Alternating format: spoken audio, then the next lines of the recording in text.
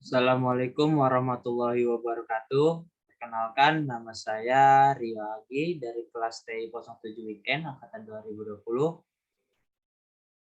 Kali ini saya akan mempresentasikan mata kuliah digital forensik di ujian tengah semester. Sebelum mempresentasikan, mungkin saya hormati kepada Bapak Dedi selaku dosen mata kuliah digital forensik.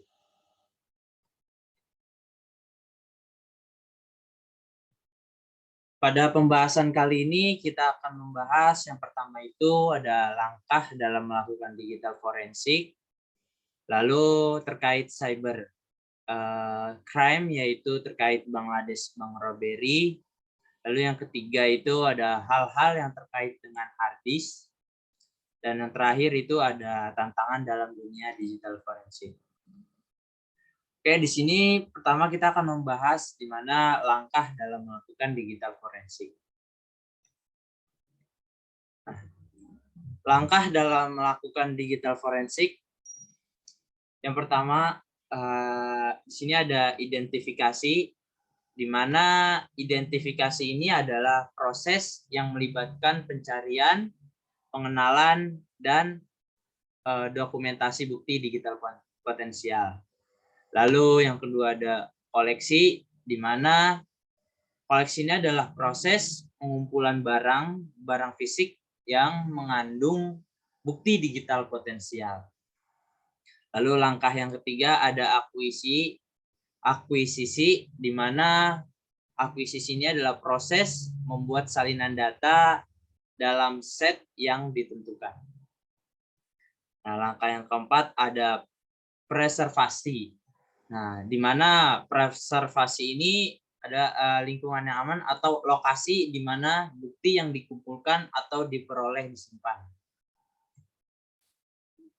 Lalu ada lagi langkah berikutnya adalah eksaminasi, di mana eksaminasi ini adalah tujuan dari proses examination ini adalah untuk mengambil serta menganalisis bukti digital yang ada.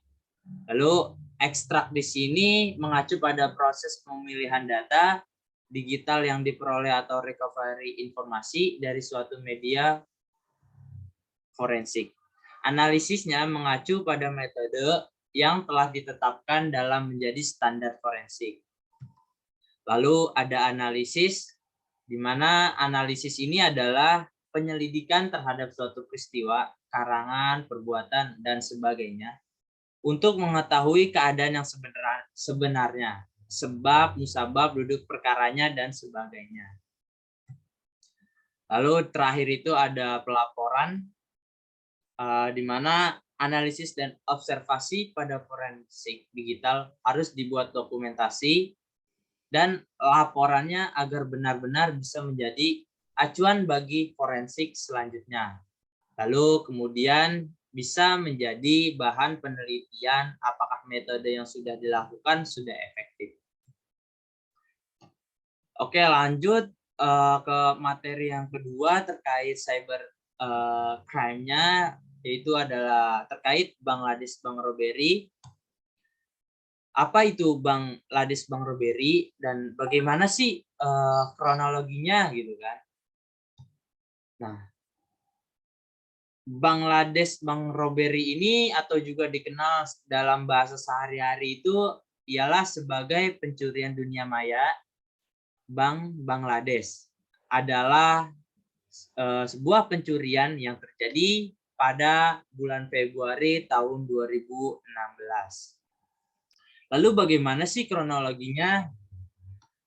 Nah, 35 instruksi penipuan dikeluarkan oleh Pertas Keamanan melalui jaringan SWIFT untuk mentransfer secara ilegal, mendeteksi 1 miliar US dollar dari rekening Federal Reserve Bank of New York milik Bangladesh Bank, Bank Sentral Bangladesh. 5 dari 35 instruksi penipuan berhasil mentransfer sejumlah uang yaitu 101 juta US dollar dengan 20 juta US dollar dilacak ke Sri Lanka dan 81 juta US dollar ke Filipina. Nah, Federal Reserve Bank of New York memblokir 30 transaksi yang tersisa senilai yaitu 850 juta US dollar. Nah, karena kerugian yang ditimbulkan oleh instruksi yang salah eja, semua uang yang ditransfer ke Sri Lanka telah dikembalikan. Namun, pada 2018 hanya sekitar 18 juta US dollar dari 81 juta US dollar. Juta yang ditransfer ke Filipina telah dipulihkan. Sebagian besar uang yang ditransfer ke Filipina masuk ke 4 rekening pribadi yang dipegang oleh individu tunggal dan bukan ke perusahaan atau korporasi. Lalu peranan digital forensik di kasus cybercrime Bangladesh Bank Robbery adalah peranan digital forensik adalah menentukan suatu bukti dalam investigasi kasus tersebut, yaitu pertama membantu menemukan jejak kaki dan juga malware peretas yang menunjukkan bahwa sistem dilanggar dan menemukan bahwa malware dipasang di dalam sistem bank sekitar bulan Januari 2016. Lalu pelajaran apa sih yang kita dapat, yang kita ambil dari Bangladesh Bank Robbery?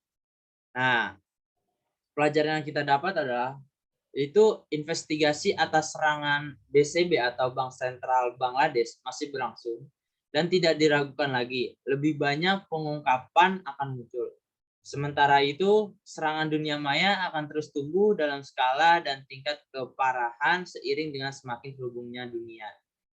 Nah, pencurian dunia maya itu terampil, tetapi keberhasilan mereka yang sebenarnya adalah mengeksploitasi kerentanan di organisasi yang mereka targetkan, kerentanan yang mungkin tidak terlihat sebelumnya. Dengan melihat apa yang terjadi, mengidentifikasi titik lemah utama dalam memahami kerentanan, dalam memelihara prosedur keamanan, dalam melatih karyawan, dan dalam proses pengujian perusahaan dapat bekerja untuk mengurangi kelemahan serupa di organisasi mereka sendiri. Nah, serangan Bangladesh ini bukanlah serangan dunia maya pertama yang menyebabkan kerugian serius. Juga bukan yang terakhir. Nah, hanya dengan mendekati setiap peristiwa semacam itu dengan pandangan yang segar, organisasi akan belajar menanggapi atau mencegah ancaman ini. Lalu untuk materi yang ketiga yang akan kita bahas adalah hal-hal terkaitan dengan hard disk. Di mana di sini adalah komponen hard disk. Apa sih itu hard disk gitu ya? Hard disk itu adalah sebuah penyimpanan di dalam PC ataupun laptop. Lalu komponen hard disk ini ada apa aja sih? Gitu. Nah, yang pertama itu ada read-write head, di mana sebuah mekanisme yang bertugas untuk membaca dan menulis data dari atau ke piringan hard disk yang merubah sinyal magnetik yang ada pada platter menjadi sinyal digit atau sebaliknya. Lalu yang kedua ada access arm, di mana adalah sebuah tungkai yang memegang head. Nah, tungkai ini yang menggerakkan head ke seluruh permukaan platter. Lalu ada aktuator, di mana aktuator ini adalah di dalam hard disk terdapat magnet, dan ini terdiri dari magnet alam atau magnet permanen dan magnet buatan. Terjadi adanya arus listrik. Magnet ini yang mengatur kecepatan pergerakan head saat membaca maupun menulis. Nah, controller head, lalu ada controller head di mana suatu alat yang umumnya sebuah pengontrol yang dapat mengendalikan head agar dapat menulis dan membaca, dan ini memperkuat sinyal yang diberikan head maupun yang diterima oleh head. Lalu ada board, di mana board ini adalah sirkuit elektronik yang mengontrol kinerja daripada hard disk serta mendeteksi seluruh konfigurasi yang ada pada hard dan mengatur lalu lintas keluar masuknya informasi. Ya, lalu ada spindle, di mana spindle ini berfungsi untuk mengontrol speed atau jumlah putaran dari spindle motor dalam satuan RPM atau rotation per minute. Lalu ada motor drive, di mana motor drive ini adalah sebuah motor servo yang berfungsi menggerakkan plater pada porosnya. Motor inilah yang menentukan kecepatan perputaran keiringan hard disk hingga mencapai beberapa RPM. Lalu yang terakhir ada plater, di mana plater ini adalah piringan hard disk. Bagian ini berbentuk piringan yang dilapisi magnetik sehingga mampu menyimpan data atau file yang terdiri dari silinder, sektor, track, dan cluster. Oke. Lalu apa sih itu track gitu kan? Nah, track ini kita bisa lihat di gambar untuk huruf A itu adalah track, di mana track ini adalah lintasan pada hard disk atau bagian dari hard disk yang membentuk lingkaran konsentris. Lalu apa itu cluster?